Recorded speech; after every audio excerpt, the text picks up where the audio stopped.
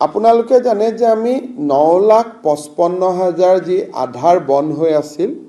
সেই আধাৰখিনি আমি মুকলি কৰি দিয়াৰ বাবে কেন্দ্ৰীয় চৰকাৰে নিৰ্দেশ দিছে আৰু অহা 2 দিনৰ ভিতৰত ইউডিআইও ইয়াৰ যেটো প্ৰটোকল কেনেকে পাব কি পাব তাক দিব আৰু এই বন্ধ হৈ থকা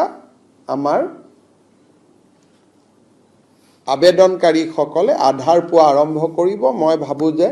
সেপ্টেম্বৰৰ ভিতৰতে তেওঁলোকে আধাৰ পাব কিন্তু আধাৰক লৈ নতুন এটা সমস্যা হৈছে যে অসমৰ বহু কেইখন জিলাত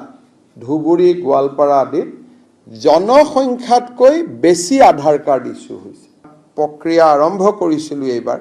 চেপ্টাৰ 12 এদি সেই প্ৰক্ৰিয়াটো আমি অলপ আগুৱাই লৈ গৈ আছো ৰখি যোৱাটো কথাই নাই আমি অলপ গোটেই প্ৰক্ৰিয়াটো আগুৱাই লৈ যাব খুজিছো আপোনালোকক মই উদাহৰণ দিছো বৰপেটাত আধাৰ লোৱাৰ মানুহৰ সংখ্যা 103% 100% লৈকে আমাৰ দায়িত্ব কিন্তু 3% মানুহ এক্সট্ৰা ধুবুৰীত 103 মৰিগাঁৱত 101 নগাঁৱত 101 ফিজিক্যাল টাৰ্গেটতকৈ বেছি মানুহে আধাৰ লৈছে বৰপেটাত 103.74 পাব লাগে 100% পাইছে 103.74 ধুবুৰীত 103.48 মৰিগাঁৱত 101.74 নগাঁৱত 100.68 টাৰ্গেট হল 100% তাতে কম 90%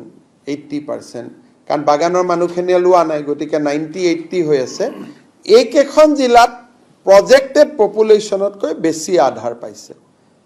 এতিয়া আমি কৰিব খুজিছো কি যে আধাৰ লাগিলে লব লাগিলে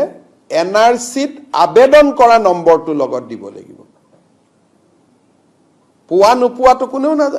আমি হেতুলৈকে যাব খোজা নাই যেটো কোৰ্টত বিচাৰাধীন হৈ আছে কিন্তু এটলিষ্ট মই যে আবেদন কৰিছিলো সেই প্ৰমাণটো দিব লাগিব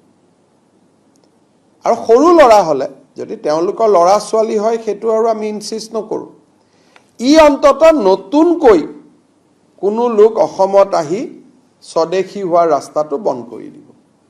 কাৰণ আজিকালি আধাৰখন পালে কয় আৰু ভাৰত চৰকাৰক এই বিষয় আমি জনোৱাত ভাৰত চৰকাৰে অসমক বা আন ৰাজ্যক এতিয়া অধিকাৰ প্ৰয়োগ কৰিছে যে আধাৰ যদিও সেন্ট্ৰেল গভৰ্নমেন্টে দিয়ে ডিসিৰ এনওসি পোৱাৰ পিছতহে তেওঁলোকে আধাৰ দিব এতিয়াৰ পৰা যেটো আমাৰ সকলো মানুহৰ আধাৰ হৈ গল নতুন মানুহখিনিৰ ক্ষেত্ৰত এতিয়া আমি আধাৰৰ প্ৰক্ৰিয়াটো অলপ টাফ আৰু আমি টান কৰিম কিন্তু কনফিউজ হ'ব নালাগে যি 9 লাখ বন্ধ হৈ আছে তেওঁলোকে পাই যাব এইখিনি আমি নতুনৰ ক্ষেত্ৰত কৈছো ইয়াৰ ফলত অসমত অন্তত নতুন বিদেশী নাগৰিক আহাৰ ৰাস্তাটো বন্ধ হৈ যাব যোৱা এমাহত বৰ্ডাৰত কেবাজনো বিদেশী নাগৰিক আমি ধৰা কাৰণে